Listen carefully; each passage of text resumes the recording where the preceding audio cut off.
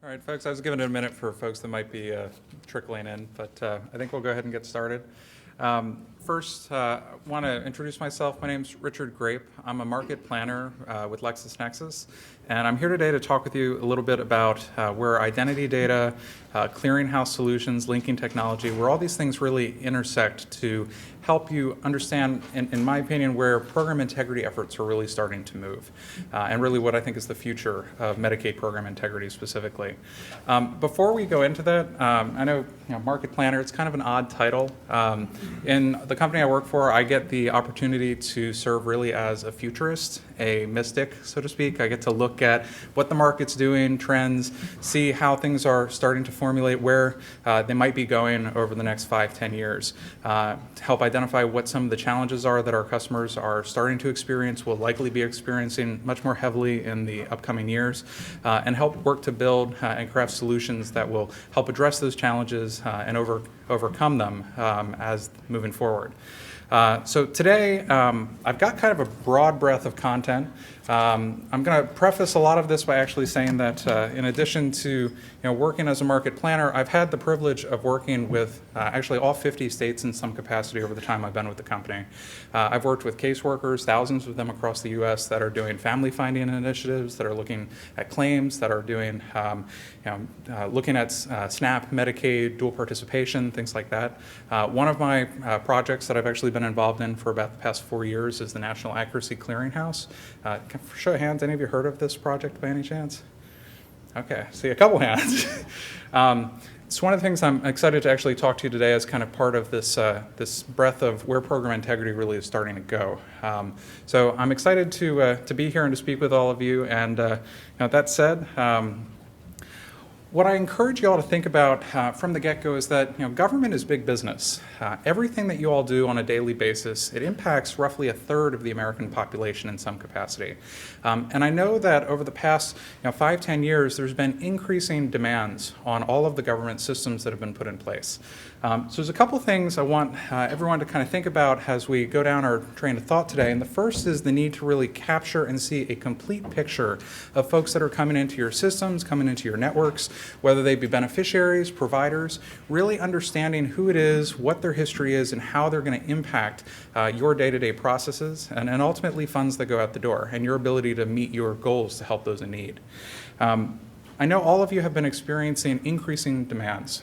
There's been obviously we've all gone through a recession, we've all hit hard times. Government programs are receiving more and more applications than they've been able to keep up with. Agencies are moving more and more towards automation, finding different ways to really meet these demands as efficiently as possible. The risk there is that sometimes lower program integrity bars get set. In trying to service a greater and greater number of beneficiaries, some folks fall through the cracks, so to speak. The process it starts to evolve, but doesn't evolve to a point where it's actually screening sufficiently all these folks that are coming in and setting a higher bar. Part of the problem with that is really understanding the connections that an individual has. And this is really the linking piece. My name's Richard Grape. I can go by Rick, I can go by Ricky, I can go by Dick, I can go by Richard, I could go by my middle name, Kevin. All of those create individual footprints. I work for a big data company. I have had the privilege over the past 5 years to move 9 different times in this position. And as a result, every time I go to a different place, it creates a new identity footprint for me. I have 5 active voter registrations at the moment that the states haven't yet figured out how to shut off the other 4. I like to look at our data and really see how folks are able to represent themselves or misrepresent themselves in a lot of different situations. So really taking a step back and recognizing these are all actually the same person. This is their true information. These might be all different aliases, different social security numbers that they go by, and really linking all of those individual records from all of your systems, all the places that they ever get recorded, is a challenge. And I know that's a challenge across the board for everyone. The other piece that I want you to think about is security. Obviously, fraudsters are smart. Folks that are trying to get through a system will try and try and try. No matter what firm of a wall that you put in place on the front end, eventually they adapt. Eventually they find ways to try and either chisel through it, hop over it, get around it, pull a couple bricks out and watch for a section collapse. System security diminishes over time. What you put in place one day will last for a while, but does not continue to evolve unless it really has all of the technology standards behind behind the scenes of, honestly, private business, a lot of the innovations that occur there in order to help reinforce what you're doing on a daily basis. So what I'd like you to think about is really, I think, the main problem across the board is one of identity. And I'm going to take you down a couple different trains of thought today. We're going to talk about providers, we're going to talk about beneficiaries, and really, I know these are kind of different worlds, they coincide to a certain extent, but really I think the problem behind the scenes is identity across the board. I know a lot of you have different exclusion lists, different state boards, different state license sanctions, federal license and sanction things. We're going to talk about some of those today. But really being able to link all of that information together and understand the identity that's behind the scenes working, whether they're a private individual or a practitioner, is a key piece. So in thinking about that, I want you to think about how do you validate identities during your enrollment? Are they residents of your state? Do you know that they're not out of state? Might they be deceased, incarcerated, licensed in a different state? Have they stolen an identity? Might it be fictitious? We see a lot of synthetic identities where folks are taking my name, your social security number, your date of birth, and bringing them together and forming endless amalgamations of different identities. I also want you to think of, with your provider network specifically, do you know where they practice? Do you know with whom they're affiliated? Do you know, if this location, does this business, does it have some history of fraud there? And also, might they have folks in their personal background that influence their professional decisions? Might they have a brother-in-law that's committed fraud in another state in the Medicaid industry? How might that inform your risk and evaluation of that practitioner as you let them into your network? And then the other piece is how much are they costing Medicaid? I know peer-to-peer comparisons is something that folks are very interested in looking at different data models where you can see this practitioner is billing twice the amount as everybody else in his field for the specific set of services.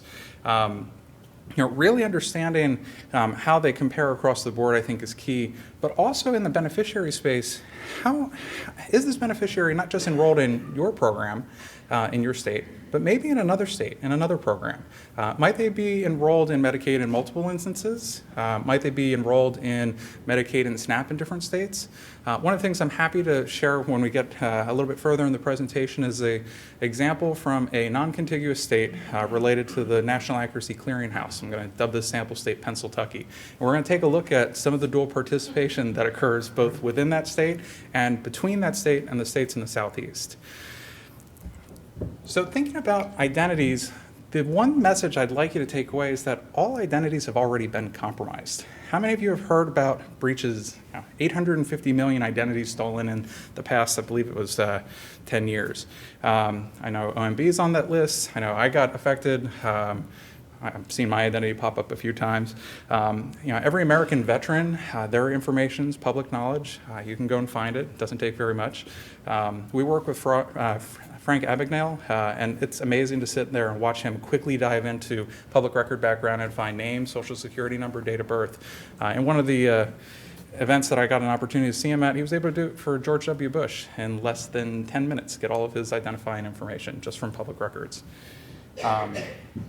And ultimately, what folks are able to do with these identities is they steal them, they fabricate them based on true identity pieces, they establish them, and then they use them. And they can use them again and again to defraud your programs, to apply for programs, and in many cases to rob the government agencies that are really trying to help folks that are really in need. This doesn't just apply to individuals in the public world. I've had my credit card stolen, I've had my wallet pickpocketed at one point, so my identity's gotten out there. But practitioners also have challenges with their identities. We've seen situations where providers have had their identities stolen, but what we see more commonly is folks misusing those identities across state lines, where they might be debarred in one state, but where they are still practicing and billing in another. Sometimes this is intentional through data smearing, where they take a name, a social security number, they edit it just slightly so it doesn't link properly. Sometimes it's situations where they just quickly move to the next state while they were being prosecuted in one, enroll and start billing for services there before it's ever actually gone through in another state. The Reuters report that came out about a year and a half ago outlines a lot of these facts, but specifically they found that over 1,800 providers that were prohibited for fraud, integrity, or quality purposes were still submitting claims in other states.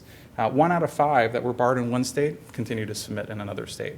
And really the challenge here is going back to identities. It's linking that information across those state lines to that identity in real time so that you have an opportunity to see what's going on with them with full transparency. A couple years ago, I had an opportunity to actually look at a case study from the FBI down, I believe it was in the state of Texas, where they found that a provider's identity had been stolen. That fake provider had gone and set up a fake clinic, applied to treat Medicaid services in the state, and then took thousands and thousands of identities from different states, things like nursing homes, different concoctions of synthetic identities, and took them and submitted claims on these individuals' behalf. They got the money back, set up fake deposit accounts for the funds to go in, and took it and run. This is something that we're seeing across the board. I've got some examples up there from the Washington Post in New York, North Carolina, or South Carolina, North Carolina, as well as where folks have intentionally been trying to do this from the Fed side to really see where those weaknesses might be.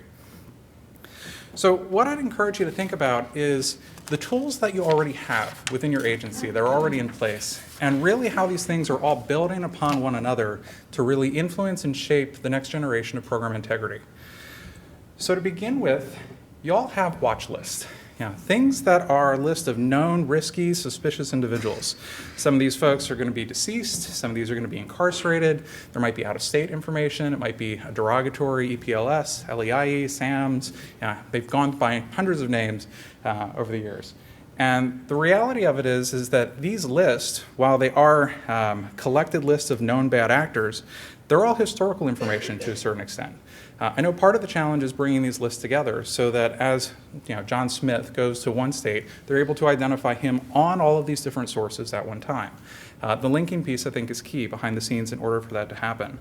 Some of these affiliations and relationships are obvious, and some of these are not so obvious.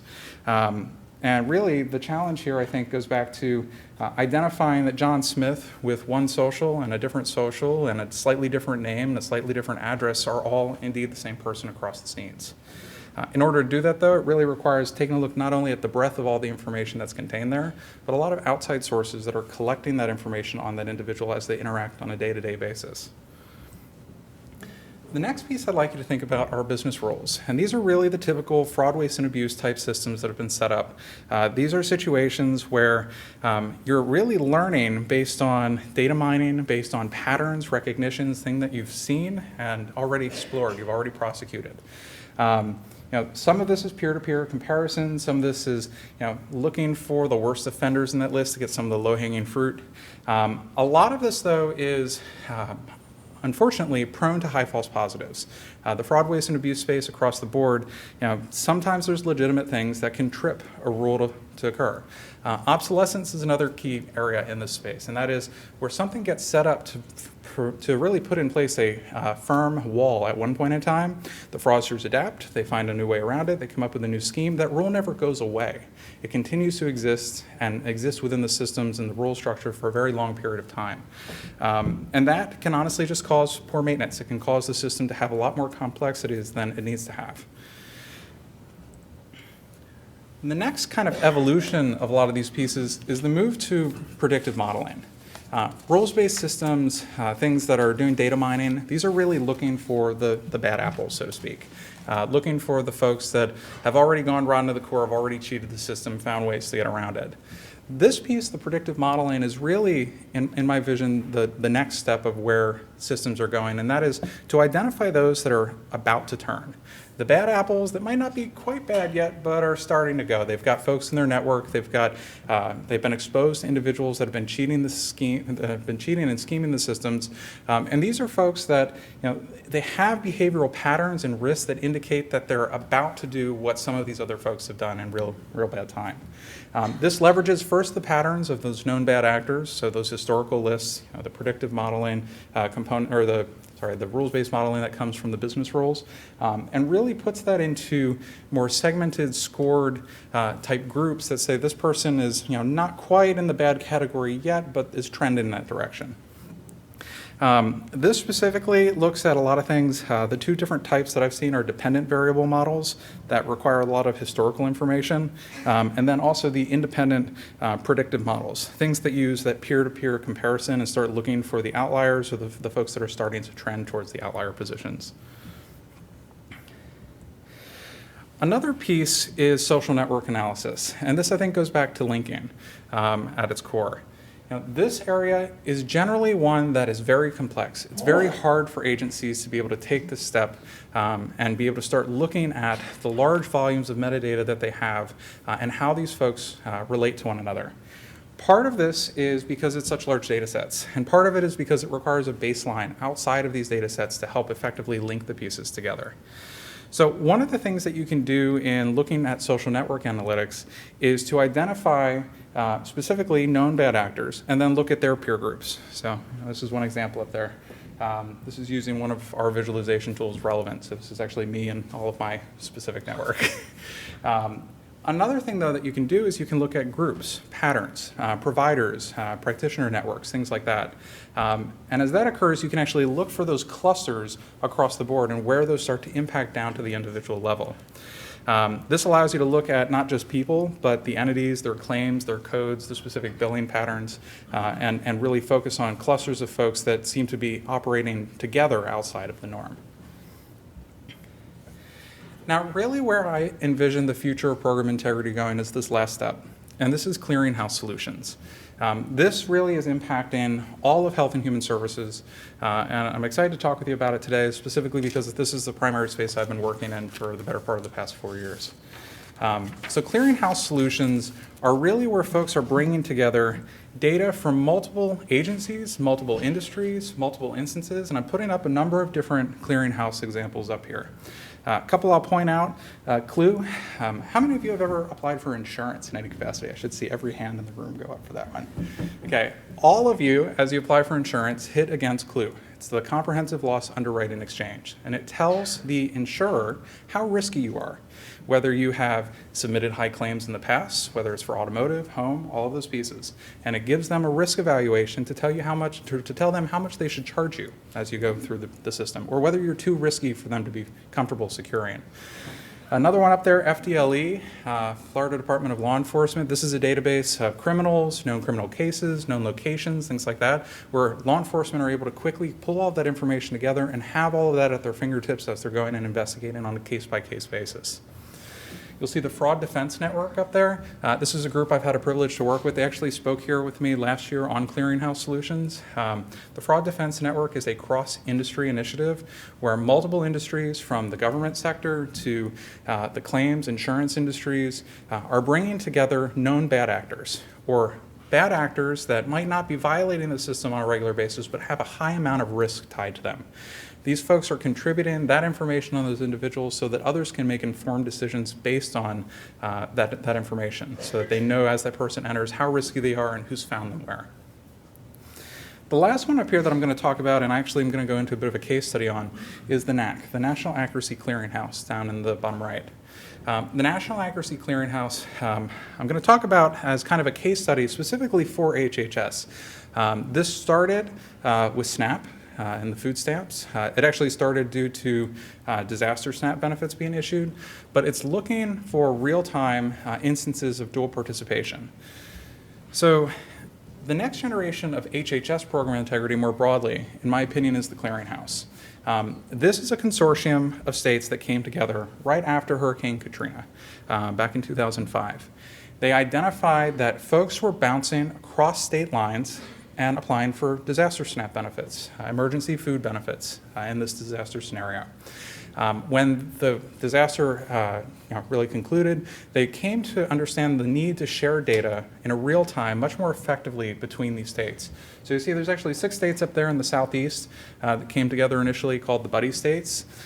They put data sharing agreement models together in order to start sharing that data. They were doing spreadsheet by spreadsheet, side by side comparisons, looking for key identity attributes, things that extended beyond just social security numbers.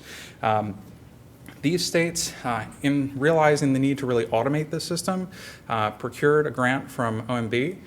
They received funding. LexisNexis was selected in 2013 to go ahead and actually build the system for them. PCG, the Public Consulting Group, served as a third-party independent evaluator. It ran in pilot for a year. That pilot concluded in June of 2015, and it's actually been operating in a live capacity since then and working to expand to other states. So the NAC really came to be, and I'm going to refer to it as the NAC. I love my acronyms. You should see some of the FAQ documents I have to write up for the project. The NAC really came to be because of a couple commonly identified needs across all of these states and programs. The first was the need to do this in real time. They wanted real-time verification and matching on identities across their states before benefits ever went out the door. They wanted to know, John Smith is receiving benefits not only in Florida, but in Mississippi and in Georgia, or multiple times within one of the states.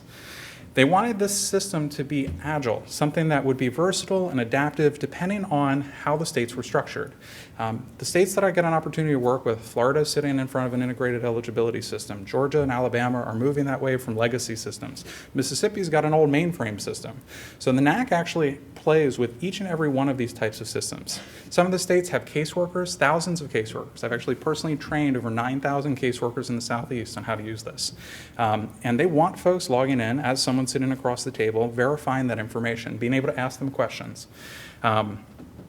They also wanted it to resolve the identities regardless of how the individual might misrepresent themselves.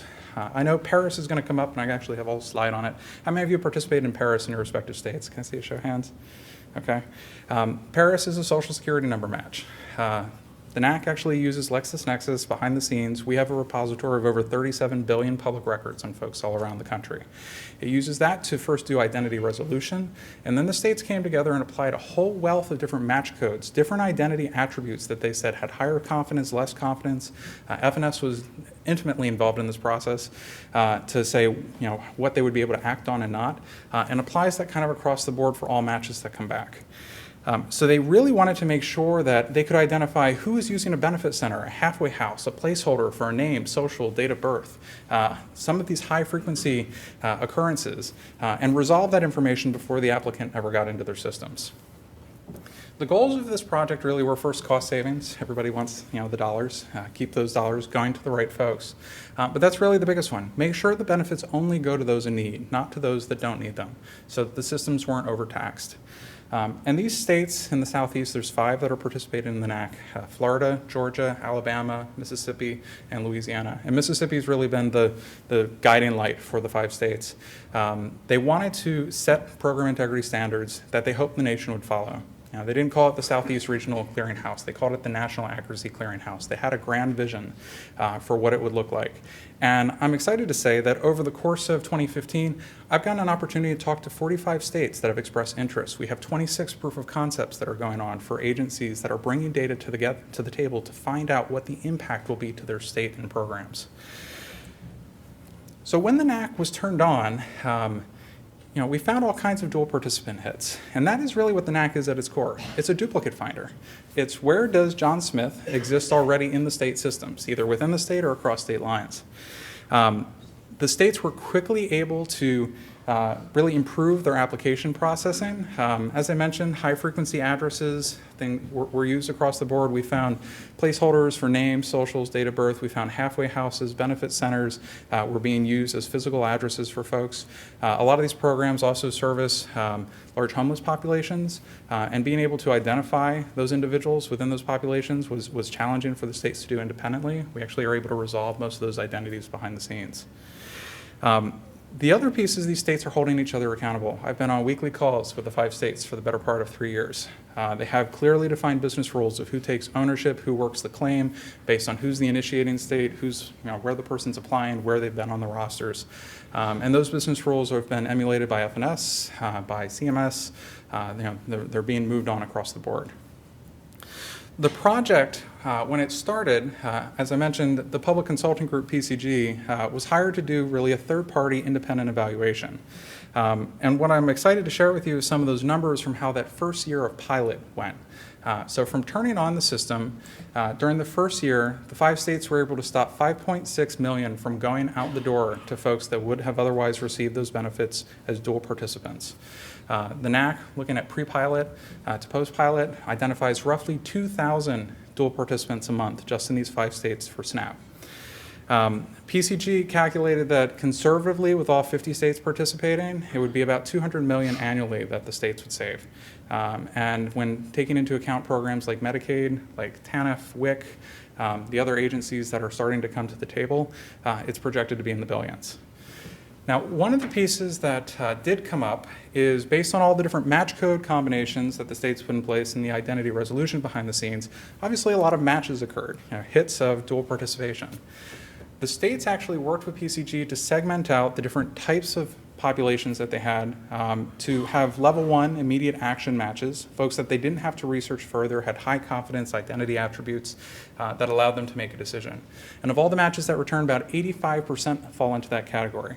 And we've been testing other states, other programs that are coming on, that 85% for immediate action versus the 15 that require further research is pretty standard across the board. That 15 that required further research, they still found that about 63% of those folks were true instances of dual participation. They just required a little bit further investigation. The project was awarded APSA's ISM Award for Innovation and Service Technology. Mississippi received this award last September on the consortium's behalf. I know it was a great opportunity for the project to receive some attention. And I'm also excited to say that those PCG reports have actually been under evaluation by FNS. They were written into a report for Congress, which is supposed to be leaving USDA sometime within the next couple weeks. Now, when the NAC was turned on, dual participation started to be found, first within the state as well as across state lines. But another piece that I'd like to note is that there was a lot of cross-program impact that started to be found. We know nationwide it's about 63% of folks that are on SNAP are also on TANF and Medicaid's rosters. Florida has been gracious enough to take a look at their SNAP dual participation hits and find that 90% of their SNAP dual participants are also on Florida Medicaid, and they're able to shut them off. Mississippi is taking action against TANF and WIC folks, TANF and child service folks that are found on their rosters. Georgia is doing the same thing across programs. Depending on how the state's IES systems are structured, that instance of dual participation out of state, being on some other state's rosters for an HHS program, is pretty significant and then allows them to take action. So working just a small file with Georgia, we also were able to get some numbers. It saved the state of Florida about 1.5 million, just in about 240 folks that they were able to identify on Medicaid's rosters there. And that was just a very small file that they were working with the state. So one of the questions that we've gotten across the board as we've been talking about the NAC is how is the NAC really different from Paris? So the states actually worked with me to put this together. Sometimes I get shot at by folks in the audience. The Paris and NAC comparison, trying to boil it down to really a couple key points. Paris, being a quarterly system, is really pay and chase. Its optive benefits have gone out the door. NAC, on the other hand, is real-time, front-end. The states are contributing data on a daily basis. They're able to identify those instances of dual participation before a benefit ever leaves the state. I know that claims recoupment cycle is very challenging for most states, and I know most of the time once those funds have gone out the door, it's quite a process to get any of those funds back in-house.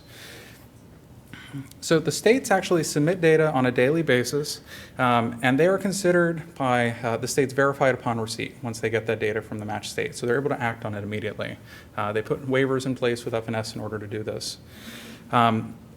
Paris really only focuses on social security number, so it's a direct social match. There might be 1 or 2 digits that can be flexible in that, but the NAC, as I mentioned before, leverages first identity resolution, but then many different match code combinations that were determined by the states, looking at things like full, possible, probable, name, social, date of birth, address, city, state, zip, all of these different identity attributes in various combinations.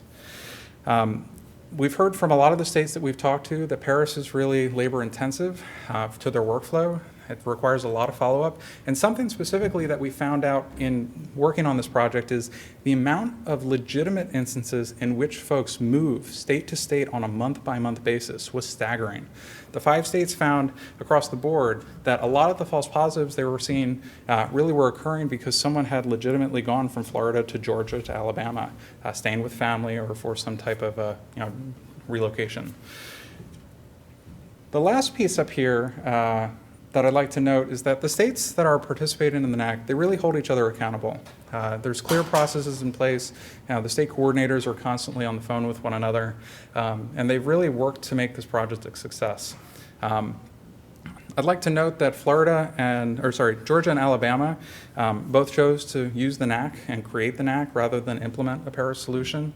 And even though Florida has an automated Paris solution in place, when they flipped the switch, they still found over 3,000 dual participants just turning the system on. And that's leveraging all of those match codes and identity pieces behind the scenes. So the NAC works by really taking a multi-pronged approach. All states contribute data on a daily basis.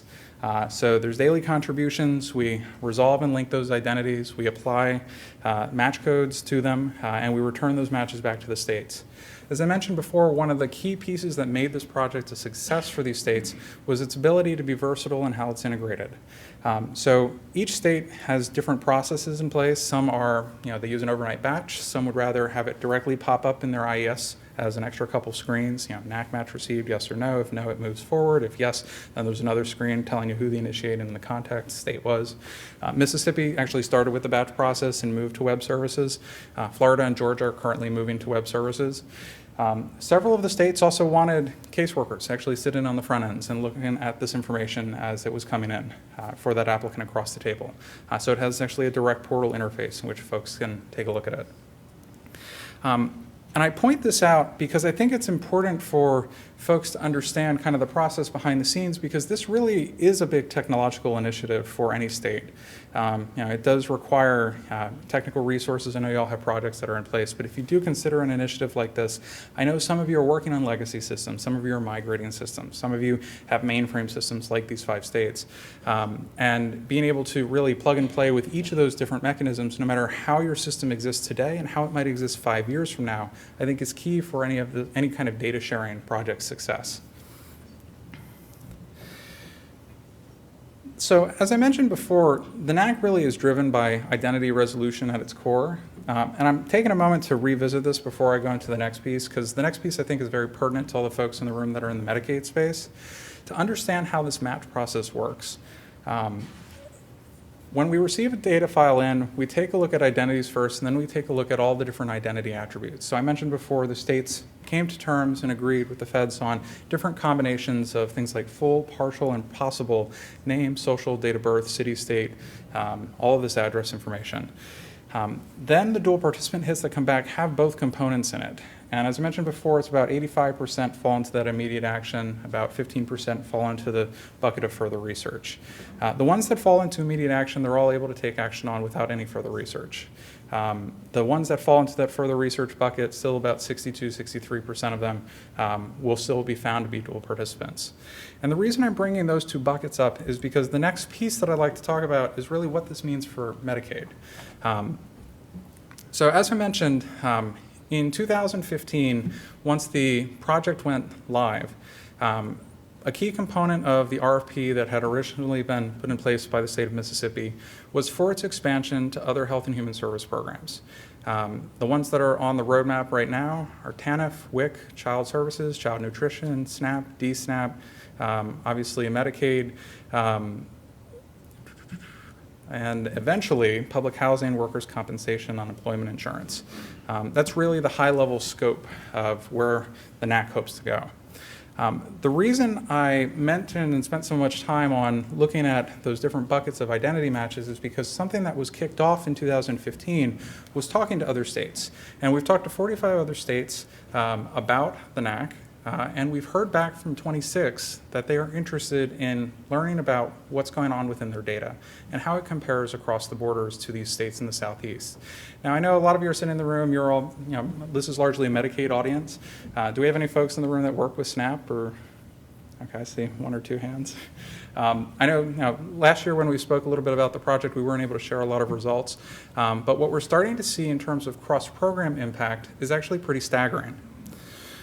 So we got in, we've had actually a few states that have brought files in already, and I've mocked one up as Pennsylvania for the purposes of our conversation today. Obviously, the NAC is situated in the southeast at the moment. There's 5 states. And Pennsylvania is a non-contiguous state. It's out in the middle of the country. No shared borders with these 5 states. They brought to the table SNAP, Medicaid, TANF, and child service data. And I put up roughly what their populations are for each of those programs just so you have an idea of how big the state was. Something that we're doing across the board, and if any of your states do have interest, this is a free proof of concept, anyone can participate. You can bring and create a contributory file for your program.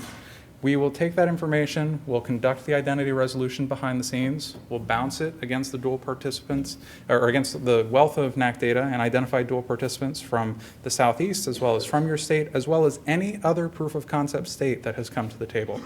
And as I mentioned, there's about 26, so we're taking one standard benefit month in order to do this across the states and return to you more and more statistics as every state and every program comes to the table. We can then analyze this by state and program, and we provide this back to the states so that they can evaluate results.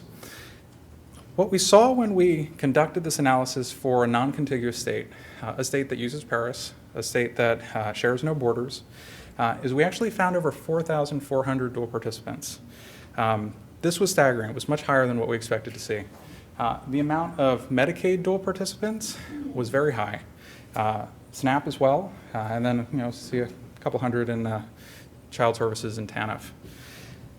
Looking at all of the matches that returned, breaking them back down into those 2 match codes, 79% of those fell into that level 1, action that could be taken immediately by the state. The rest fell into that level 2, and about 63% of those, again, will still be found to be true instances of dual participation. So I know this is kind of looking at all those programs high level, and this is just comparing them with SNAP in the Southeast. To break it down a little bit further, looking at just what occurred within the state, we found about 1,500 dual participant hits, 1,200 roughly in Medicaid, about 200 in SNAP, and the rest in TANF and child services. You'll see, again, holding true, 70-30% in that immediate action, and for the research bucket, just focusing in on that Medicaid population. Looking across states, we actually found that of the folks receiving Pennsylvania benefits, we found over 1,200 also receiving benefits in Florida, SNAP. Also receiving about 850 receiving SNAP in Georgia, 200 to 300 in the other states. It was staggering to see this, and this is all real time, looking at where it would be today. This individual's in multiple instances at the present moment. And then specifically, to give you just a little bit more insight, drilling down a little bit further, taking a look at just the Medicaid folks that were found to be receiving SNAP out of state, we still found about 900 receiving Florida SNAP, 600 in Georgia SNAP. These results are very compelling to me personally, to see that the Clearinghouse has actually been right on track for what it's attempting to do, this real-time identification of dual participants. And it's also very compelling to see that the state's match codes that they determined, working with FNS, actually hold true across the board with different programs, whether it's TANF, whether it's child services, Medicaid, or SNAP.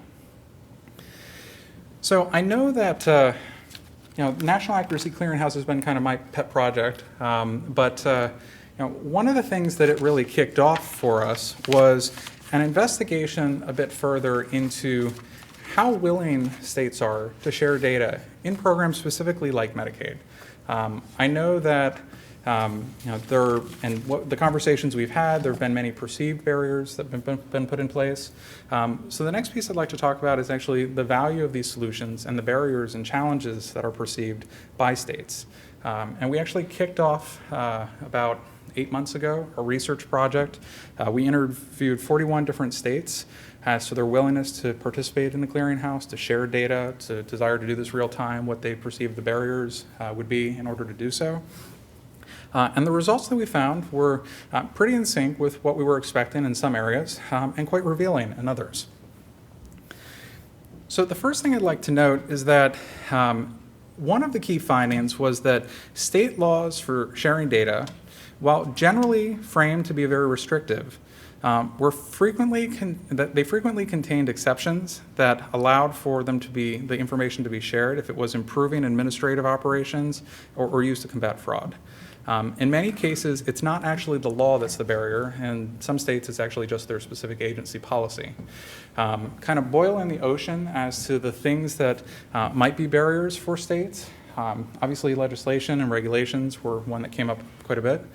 A lot of states were unsure operationally how it would impact them. Many states, specifically the large ones with immense HHS populations, said that it's already like trying to have a consortium within our state. I know in speaking with some of the states that have multiple regions broken out just within them, multiple eligibility systems in some cases, getting them all to talk to each other is a challenge itself, let alone getting them to talk to other states outside of it.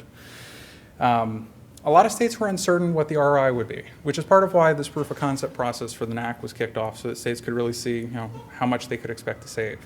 And I know those saving numbers I put up before for the NAC, those prevention numbers, they're low millions, and I know a lot of them are federal dollars. Medicaid's, you've got 50% state dollars wrapped up in the program at minimum. We've talked to FNS and CMS, 90-10 program integrity match qualifies, 50-50 administrative match qualify. And what's compelling to me on the Medicaid space is, while SNAP benefits are roughly $120 a month, looking at Kaiser Family Foundation's numbers across the board, it's about $5.5K on average nationwide for Medicaid that gets spent on a per member basis. I know a lot of states have current projects. That was something that came up in this interview process was, you have integration projects that are already going underway. You have large state systems that you're trying to pull new components into, and those things can affect timelines. Technical complexities of a project like this, specifically because it's real time, because it's going to impact all of the beneficiaries that might come back as dual participants. Data sharing agreements that would need to be executed. A lot of uncertainty has been in that space. I'm actually very happy to say that the 5 states have all the data sharing agreements for SNAP. They've been working on all the ones for the other programs, Medicaid included. Those, I've actually seen the final versions of some of those.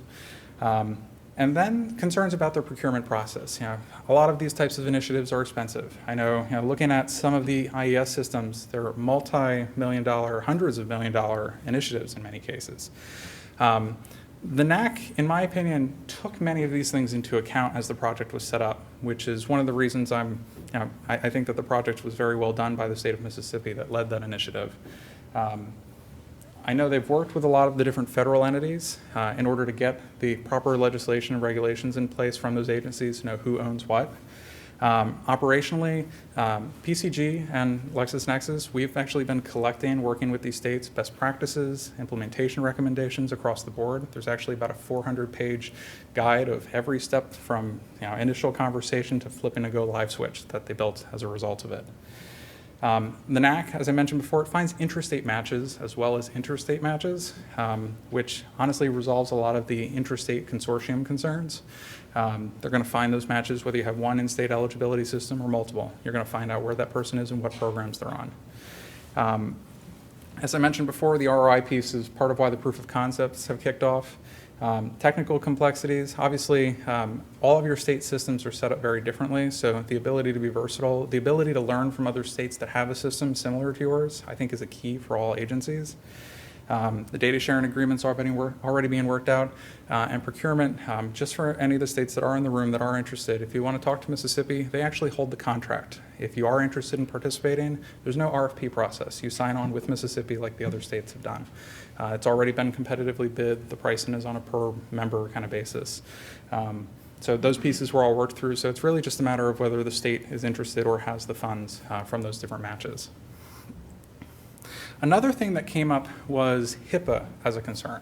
I know in every session I've sat in for not only this year, but last year and several other NAPI, MESC, some of those other big conferences.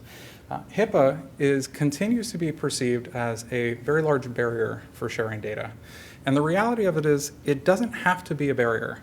Specifically, Karen DeSalvo back at HIMSS on March 1st said specifically, we can't let HIPAA be an artificial barrier for sharing data. There's just key things that need to be taken into account, key safeguards, whether they be administrative, physical, or technical safeguards to protect that data and to make the data available specifically for program integrity purposes, for administrative purposes, and to improve your business operations. Now, I would encourage folks, as you think of HIPAA, I put an ostrich up in this presentation, don't bury your head in the sand regarding it.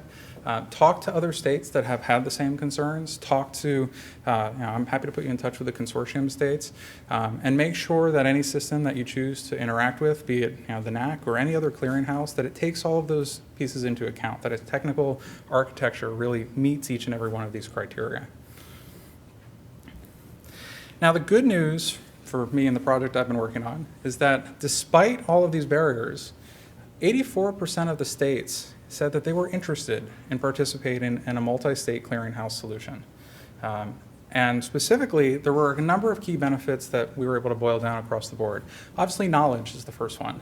I think the collective knowledge of who's receiving benefits where, who's out of state, where they're out of state, what benefits they've been on, what benefits they're on currently, that informs your programs in ways that no outsider could ever really do. It's the states really have to drive that. If you have John Smith coming into your state's borders as a new resident, would you want to know that he's been on SNAP before, that he's been on Medicaid before? Would you want to know if he's still currently receiving benefits in any of those programs? That knowledge that comes from sharing data across the board, what information he's used to apply for benefits is key. Fraud reduction is obviously a big one. I know fraud has been increasing in the government space over the past decade. It was at one point, I think, 5% and now attributed to somewhere 10 to 15% across the board as an ongoing problem. A lot of the states that we've talked to specifically said they wanted to make sure this could improve their service delivery and really help align their state initiatives with some of the things that other states are doing across the board, helping to keep that national alignment. And a key piece that actually came up was many of the folks wanted to benefit from the more advanced technology that other states have already worked to procure and have access to. That cross-state advancement of technology resources was a key piece. So while you're all thinking about some of the values that were identified, I'd like to leave you with the message that really all of HHS is impacted by these types of solutions. You'll see up here I've got a little bit of information on just from the states that responded, which ones had integrated eligibility systems, which ones have no wrong door policies. As the states continue to move to bring their programs and their data together, every decision that affects any of those beneficiaries ultimately has ramifications on all these other programs and all of these other instances of that individual's information within your systems. The good news is that 84% of the states recognize the value in doing this real time, before benefits are ever going out the door, to make sure that they're only going out truly to those that are in need to help support your state and agency's missions. Another piece is that dual participation was actually something that folks were willing to share data on. Not looking at any more health information outside of this individual, whether it's for SNAP or Medicaid, is receiving benefits in my state or has applied for benefits in my state. No further information than that. And one of the key things that came up in many of those conversations was, again, the need for the solution to be versatile because of all the different types of state systems that were in place. So as you all think about the next steps for program integrity in your states, I would encourage you specifically to think about the benefits that you can have from bringing your data to the table with other states, learning from what they know about those folks and learning what you can really gain from their information. You all have a common mission. It doesn't matter whether you're Medicaid, SNAP, TANF, WIC, Child Services, and it's really to help those in need, to help those that are down on their luck, that aren't able to really provide for themselves in some cases, due to economy, recession, jobs, any of those pieces. The NAC found, in my opinion, not just the inadvertent instances of dual participation or the intentional ones, but also the inadvertent ones, folks that just forgot to mention that this person had moved or changed an address or had a change in their household composition. And something that we're finding more and more as we're talking with the states and with multiple programs is that there's a lot of policies that you all have in place, and your policy coordinators and the policy coordinators specifically for the 5 states have started to work together to identify where the requirements are consistent enough to be able to tell you not only this person shouldn't be on your rosters and why, but this person should be on your rosters. This person qualifies for TANF, they qualify for Medicaid. Why aren't they on SNAP? Did SNAP learn something about them that kept them off? Or did they just not know that they would qualify for SNAP? Really helping to get benefits into the hands of those that need them while keeping it out of the hands of those that don't deserve them. So I would encourage you, as you're thinking about program integrity, you all can really benefit from the collective knowledge of who's receiving benefits where. And with that, I appreciate all of your time today. I know we ran a little bit over, but I'll be up here for questions if you have any. And I hope this was informational for all of you.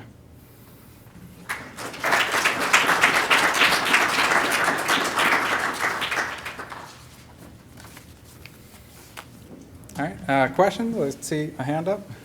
Did you find any high prolific fraudsters, somebody who had applied to maybe 26 states and was making a living, traveling from state to state? I know that we've heard from some of the states that they found 54 instances of benefits being issued within their state, or 25 different benefit cards that were being issued to the same address that was only a residence of 3 or 4 people. We found worker collusion, where workers were actually bringing folks in from over state lines in order to help process those applications and get benefits within those states. There's been many different instances that were identified where either a fraudster or a ring of folks that were involved in the defrauding the agency were identified. For specifics on that, I'd have to direct you to the specific states, but some of those results are actually found in the PCG report as well. Do you find that there's a diminishing returns, that once you root these people out, that they don't come back in again, and while you might be able to show $10 million the first year, the second year it's really only 8, the third year it's 6. So for every state that comes to the table, obviously there is what we call a big bang, the initial identification of dual participants, either within your state or across state lines. As the project continued to go on, they did see where folks kept trying to come back in multiple instances, where some folks stopped coming back in but then went to a different state and tried to come in through those doors. So with nationwide expansion and expansion to all the programs that were scoped for the project initially, I could see that there eventually would be folks that might stop trying to come in, but honestly I really think that the folks will just try and find new ways to enter the system, new ways to smear their identity data, to misrepresent themselves, to establish footprints. Something I personally get a kick out of, our company actually has what we call the zombie map. It's all the deceased identities that are being used on a daily basis, heat mapped out over the US. And it's pretty interesting to see how many folks are deceased according to the records, but those identities are being used on a recurring basis in different locations. You said 85% automatically determined. Does that mean? You said 85% are automatically determined. Is that determined that they are dual enrolled, or determined one way or the other at 85%? No, 85% of the dual participants that were found are folks that they were able to immediately shut benefits off because they were high confidence matches based on the identity attributes that the states agreed to and our resolution process. Okay. The other 15%, 62 to 63% of that group were still found to be true instances of dual participation.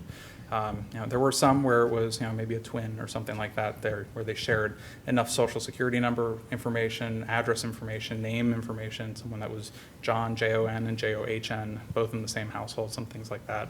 But the states, 85% of all the matches were immediate action, and then the other 15% required some further research. Do you know how many false positives within that 85%? The states have actually said it's, the false positives for them have been almost non-existent.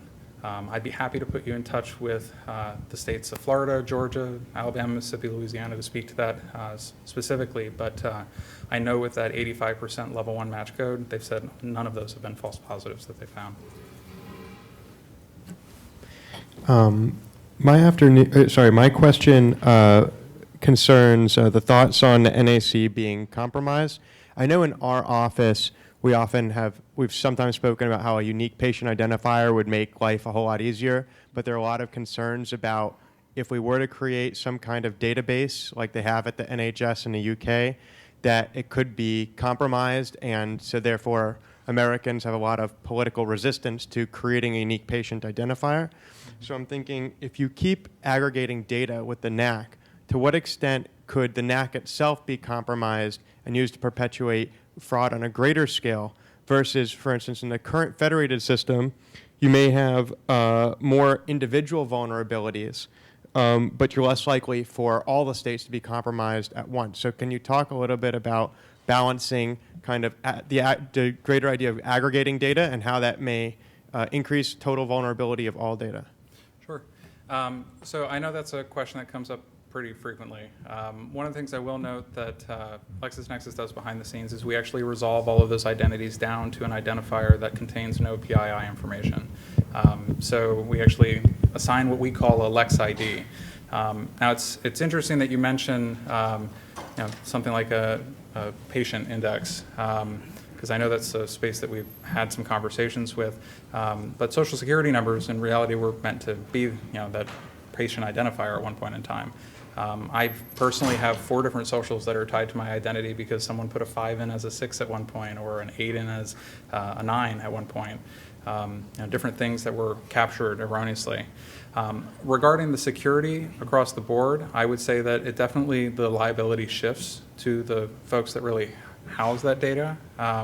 And it's part of that responsibility. And I know part of the NAC's requirements were so many layers of security, firewalling, taking the data, encrypting it in multiple different ways in order to make sure that it complied not just with the different state standards, but the different federal standards, HIPAA compliance, all of those pieces that were put in place.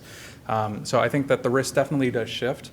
But that said, in terms of aggregating to one location versus having in many, I know many states, agencies are very strapped for technical resources in order to put a lot of these safeguards in place. And I think it's to your benefit that you can leverage the private sector, where it's really their jobs to do nothing but figure out ways to safeguard the data and ultimately to hold them accountable in the event that something occurs with it. And going back to, again, one source versus many sources, if it's all put in one castle with very strong walls and you've got lots of guards guarding it, it's much more protected than a handful of forts. You may eventually have some way to get through it, and that requires really the castle walls to be constantly fortified, to be aware of what schemes are going on out there, new technologies that are rising, new ways that people are attempting to defraud, steal, break down barriers, and gain access to data, so that the security ultimately has to be agile and evolve in order to maintain those standards over time. I had a couple of questions. What dates of coverage do you consider an overlap? Is it like one day? And along with that, do you repeatedly recheck when a change comes through for an individual that's already in your repository? Yes, so when the NAC states actually contribute data on applicants on a daily basis, and currently they actually do a full monthly file as well, just in case something got missed along the way. They look at, when the data comes in, we look at each instance of where that individual's identity has occurred. I will say some states have a little bit staggered timeframes in terms of submitting that batch data, so there might be a 1 or 2 day lag in some cases if that state hasn't gotten their file in. But the state's in constant contact with the other consortium states, so they're aware of it. So when that state's data does come in, those dual participants are immediately identified and they're able to move into the resolution process. With SNAP, it being a month-based system, they look truly from beginning of month to end of the month.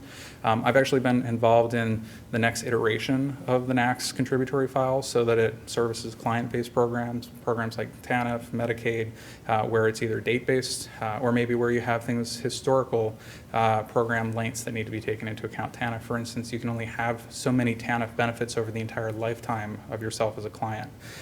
So we found ways to collect that information historically and apply it and display it back, as well as account for programs that might not be on a start of the month to end of the month, but maybe started on this specific date, and this specific date was terminated in the neighboring state.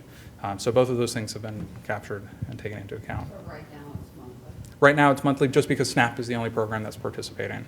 Now the Medicaid agencies that have brought data to the table, they're bringing it as, was this individual currently was that individual found to be receiving Medicaid benefits within the state in the specific month, looking specifically at right now the month of actually October from last year.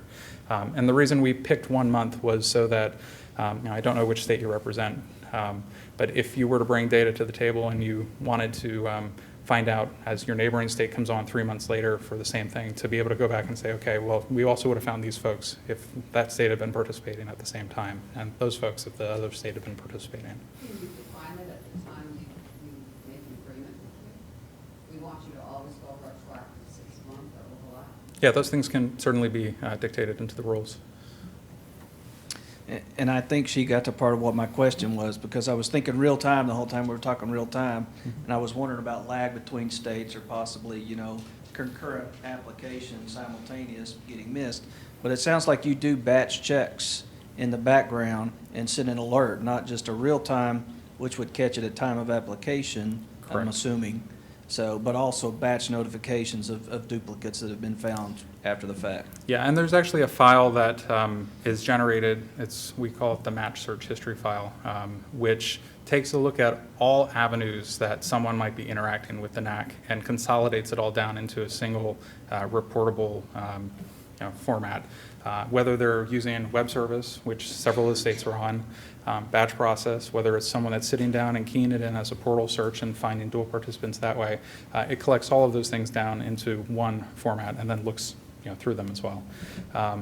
Now, part of the system's success, I think, is the ability to integrate in all those different ways. And regarding things like the lag, one of the things that came out of the Public Consulting Group's report is states that are considering this, they strongly encourage them to think of web service. Some of the larger states, Florida didn't go web service initially, and they're now actively working to go web services. Georgia was in the same boat. Mississippi started batch and then moved web service, recognizing that it actually gave them a higher and higher rate of identifying folks in real time. As their caseworkers had their hands on the case, they were able to put it in their hands.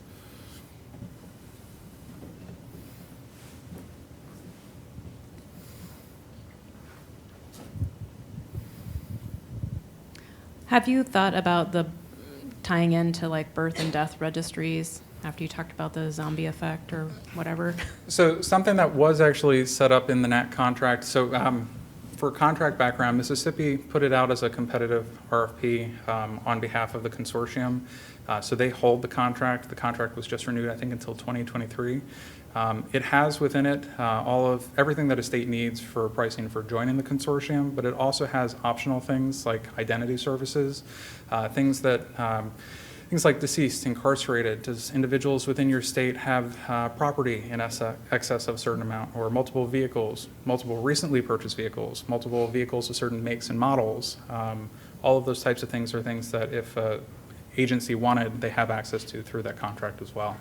Now, it is important to note, and this I always feel is kind of an education piece, in the world of public record and outside data, there's FCRA and non-FCRA data.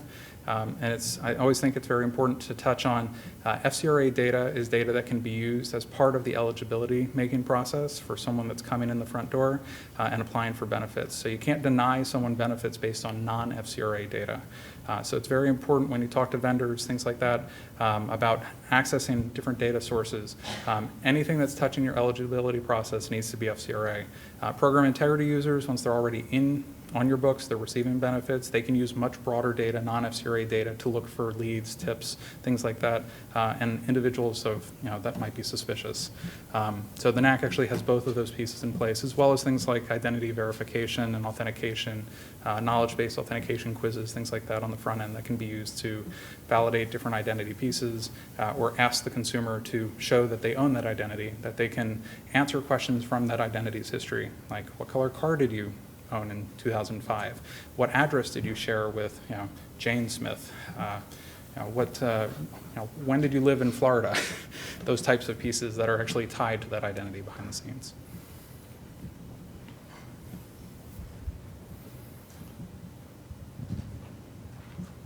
All right, any other questions? All right, well, thank you very much. I appreciate your time today, and if there are any lingering ones, I'll be up at the front.